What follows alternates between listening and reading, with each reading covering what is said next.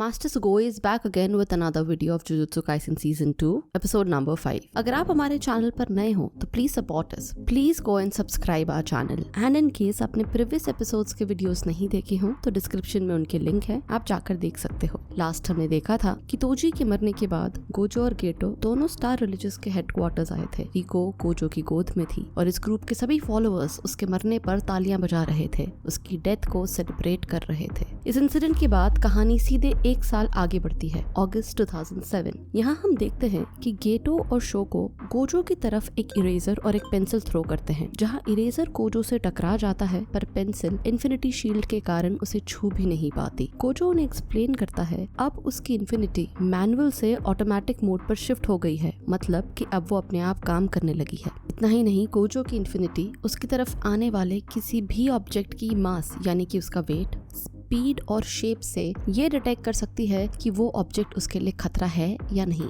इसीलिए pencil sharp होने की वजह से उसे छू भी नहीं पाई. पर अभी भी एक ड्रॉबैक ये है कि वो पॉइजन को डिटेक्ट नहीं कर सकता. गोजो इज लाइक काश ऐसा भी हो पाता, but I know it's very difficult. पर एक अच्छी बात यह है कि अब मैं अपनी लिमिटलेस टेक्निक पूरे समय एक्टिव रख सकता हूँ. मतलब ये कि unlike a year ago Gojo अपनी इन्फिनिटी को हर समय चालू रख सकता है, वो भी बिना एग्जॉस्ट हुए, बिना ज्यादा थके. आगे गोजो उनसे शेयर करता है कि कैसे अब उसने साल भर में खुद को ट्रेन करके अपनी पावर्स और एबिलिटी नेक्स्ट लेवल कर ली है. वो उनसे कहता है कि मैंने ब्लू और रेड दोनों टेक्निक्स के शॉर्टकट हैंड साइंस को प्रैक्टिस कर करके अब उन पर मास्टरी पा ली है. यानी कि मैं इन दोनों टेक्निक्स को मल्टीपल टाइम यूज कर सकता हूँ और वो भी एक साथ. और अब मैं बहुत जल्द टेलीपोर्ट करना और डोमेन बनाना भी सीख जाऊंगा. ये देखकर गेटो सोचने लगता है कि गोजो अब सबसे ज्यादा पावरफुल और स्ट्रॉन्ग बन चुका है, उससे अब बहुत ज्यादा आगे निकल चुका है, इतना कि अब गोजो किसी भी मिशन को अकेले हैंडल कर सकता है. यहाँ हम ये रियलाइज करते हैं कि गोजो, गेटो और शोको पहले एक साथ मिशन पर जाया करते थे,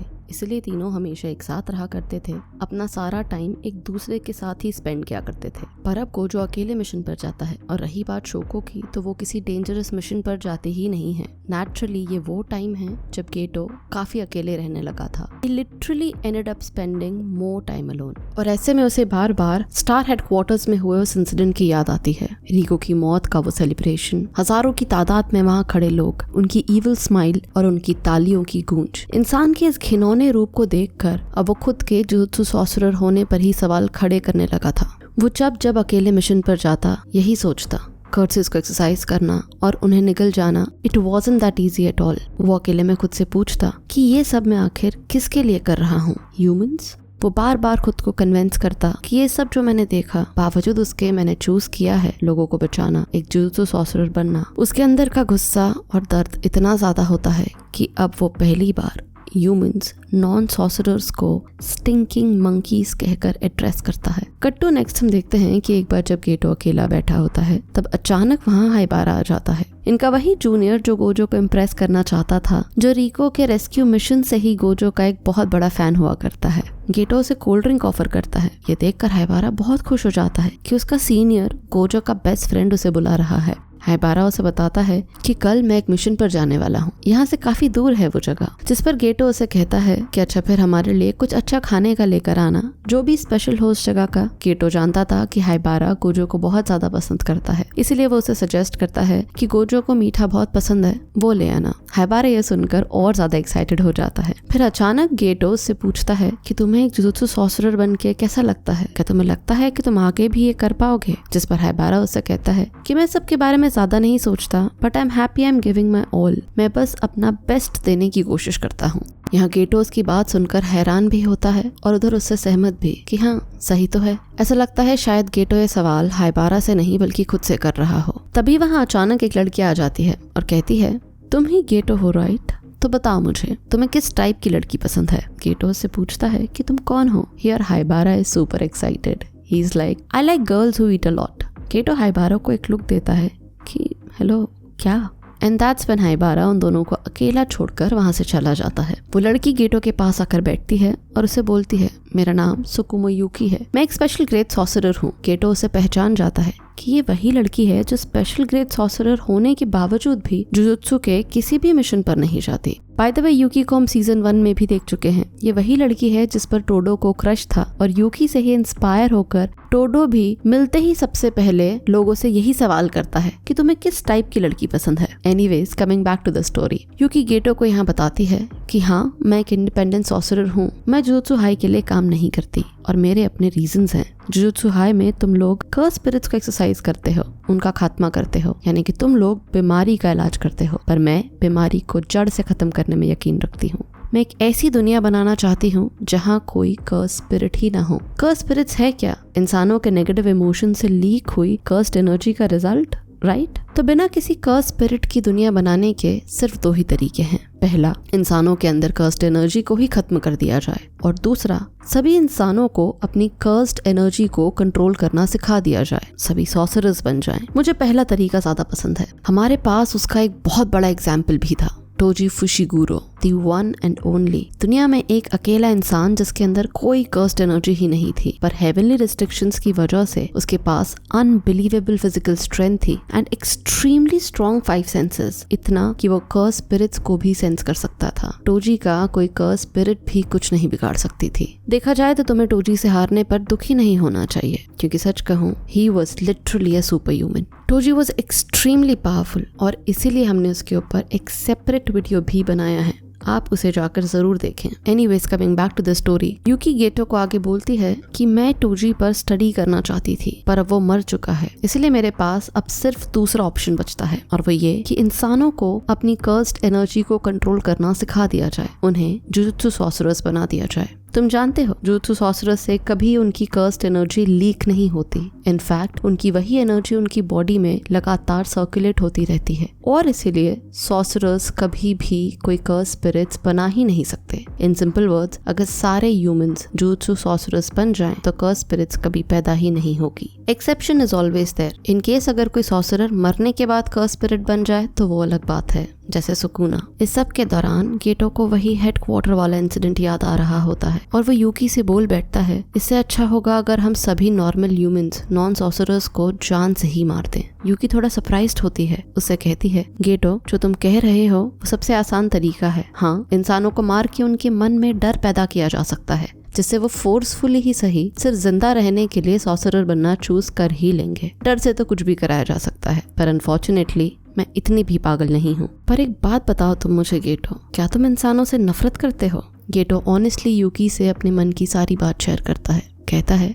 सच कहूँ तो पता नहीं, पहले मुझे भी यही लगता था कि जुजुत्सु सॉर्सरर्स होने का मतलब ही यही है कि नॉन सॉर्सरर्स को बचाया जाए, कमजोरों के लिए खड़ा हुआ जाए। पर अब जैसे जैसे मेरे सामने उनका घिनौना रूप आते जा रहा है, मेरे मन में नॉन सॉर्सरर्स की वैल्यू कम होती जा रही है। सच कहूँ तो अब मैं उनकी कमजोरी, उनकी डिग्निटी और उनकी वहशत में अब ना ही फर्क कर पाता हूँ और ना ही उसे एक्सेप्ट कर पाता हूँ। पता नहीं इंसानियत बचाने लायक है भी या नहीं। जब जब मेरे अंदर नॉन सॉर्सरर्स को लेकर अच्छी फीलिंग्स नहीं आती, तब तब मैं उन इमोशंस और उन थॉट्स से लड़ता भी हूँ। दोनों इमोशंस इतने पोल्स अपार्ट हैं कि मैं समझ ही नहीं पाता कि इन दोनों में से मेरी रियल फीलिंग कौन सी है। जुजुत्सु सॉर्सरर की ये लाइफ मेरे लिए एक ऐसे मैराथन की तरह है जिसकी फिनिश लाइन पर क्या है मैं देख ही नहीं पा रहा। सब कुछ बहुत ज्यादा धुंधला सा लगता है। I really don't know what my true thought is. इस मोमेंट हमें ये रियलाइज होता है कि गेटो के अंदर की ये जंग, उसकी हेल्पलेसनेस अकेले में इतनी ज्यादा बढ़ चुकी है कि वो लिटरली एक स्ट्रेंजर यूकी के सामने अपना पेन शेयर करता है, और वो भी बिना किसी फिल्टर के। यूकी बिना उसे जज किए उसे कहती है, सच कहूँ तो ये दोनों ही तुम्हारी ट्रू फीलिंग या थॉट नहीं है। ये सिर्फ 2 पॉसिबिलिटीज हैं जिसके बारे में तुमने सोचा है। तुम्हारी ट्रू फीलिंग या थॉट क्या है ये तुम्हारे चॉइस पर डिपेंड करता है। जिस दिन तुम इन दोनों में से किसी एक को चूज करोगे, उस दिन तुम्हें तुम्हारे ट्रू थॉट्स और फीलिंग्स का एहसास होगा। Your choice is to make one of them your true thought. इतना कहकर यूकी वहां से जाने लगती है। जाने से पहले वो उससे कहती है कि तुम और गोजो भी आगे चलकर स्पेशल ग्रेड सॉर्सरर बन जाओगे। मुझे लगता है कि इसीलिए हमें आपस में अच्छी दोस्ती रखनी चाहिए। एनीवेज, मास्टर टेंगेन अब स्टेबल है। शायद उन्हें अब एक दूसरा स्टार प्लाज्मा वेसल मिल चुका है। कुछ दिन बाद हम देखते हैं कि नानामी और गेटो एक मॉर्चरी में हैं। अनफॉर्चुनेटली हाइबारा जिस मिशन पर गया था वहाँ उसकी डेथ हो गई थी। नानामी गेटो को बताता है कि ये मिशन हमारे लिए बहुत आसान होता क्योंकि हमें एक सेकंड ग्रेड कर्स स्पिरिट को एक्सरसाइज करना था, पर वो स्पिरिट अपने एरिया में ग्रेड 1 स्पिरिट बन गया। हाइबारो को मरा हुआ देखकर गेटो को बहुत ज्यादा बुरा लगता है। वो सोचने लगता है कि जुजुत्सु हाई के इस मैराथन की फिनिश लाइन पर कहीं मुझे मेरे दोस्तों की लाशों का ढेर न मिले। वो नानामी से कहता है, नानामी तुम अब रेस्ट करो, गोजो ने इस मिशन को टेक ओवर कर लिया है। कुछ दिनों के बाद गेटो को एक मिशन पर भेजा जाता है। एक गांव में कोई कर्स स्पिरिट एक के बाद एक लोगों को मार रही थी। गेटो वहां जाता है और उस स्पिरिट को खत्म भी कर देता है, पर गांव में जो उसने देखा उसके बाद सब कुछ हमेशा हमेशा के लिए बदल गया। गांव वालों के हिसाब से गांव में हो रही मिस्टीरियस डेथ्स के लिए तो छोटी लड़कियां जिम्मेदार थी। उन लोगों ने दोनों बच्चियों को पहले बड़ी बेरहमी से पीटा और उसके बाद उन दोनों को जेल में बंद कर दिया, जबकि रियलिटी तो ये थी कि वो दोनों लड़कियां सॉर्सरर्स है, इसीलिए लोग उन्हें नॉर्मल नहीं समझते थे। गेटो उन्हें समझाने की कोशिश करता है, कहता है कि इन दोनों बच्चियों की इन सब में कोई गलती नहीं है, ये इनोसेंट है, पर वो लोग उसकी एक नहीं सुनते। दोनों बच्चियों को बुरी तरह बैश करते हैं, कहते हैं यू साइकोस, तुम दोनों किसी मॉन्स्टर्स से कम नहीं हो, तुम जैसे बच्चों को तो पैदा होते ही मर जाना चाहिए था। They literally do not stop abusing those kids। गेटो ये सब देखकर बहुत ज्यादा फ्यूरियस हो जाता है। All this while उसे यूकी की वही बात याद आ रही होती है, Your choice is to make one of them your true thought।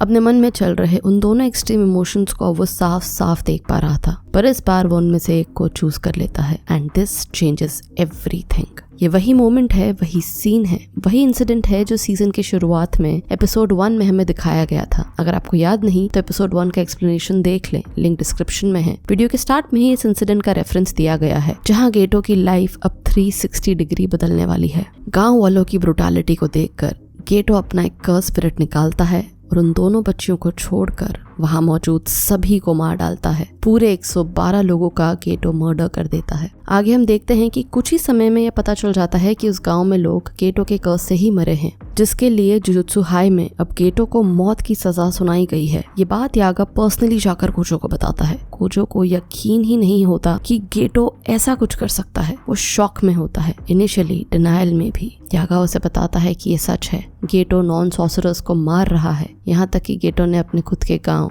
In fact अपने पेरेंट्स तक को मार दिया। गोजो को गेटो की इस रियलिटी पर यकीन ही नहीं होता। He is literally shattered and shocked. आगे हम देखते हैं कि शोको एक टाउन में घूम रही थी और वहां से मिलने गेटो आता है। शोको को भी गेटो के बारे में पता चल चुका था, पर क्योंकि वो दोस्त है वो इस बारे में गोजो के अलावा किसी को भी कुछ नहीं बताती। वो गोजो को कॉल करती है और उसे वहां बुला लेती है। गेटो से पूछती है, क्या तुम इनोसेंट हो, और अगर नहीं तो आखिर तुमने ऐसा किया ही क्यों। गेटो उसे बताता है कि जो कुछ भी तुमने सुना है वो सब सच है। मैं ये सब सिर्फ इसलिए कर रहा हूँ क्योंकि मैं एक ऐसी दुनिया बनाना चाहता हूँ जिसमें सिर्फ जुजुत्सु सॉर्सरर्स ही हों। शोको उसे कहती है, मैं तुम्हें समझ नहीं पा रही सच कहूँ तो। जिस पर गेटो उसे बोलता है, मैं बच्चा नहीं हूँ, I don't expect everyone to understand me. ये बोलकर वो वहां से जाने लगता है, पर तभी हम देखते हैं कि वहां गोजो आ जाता है।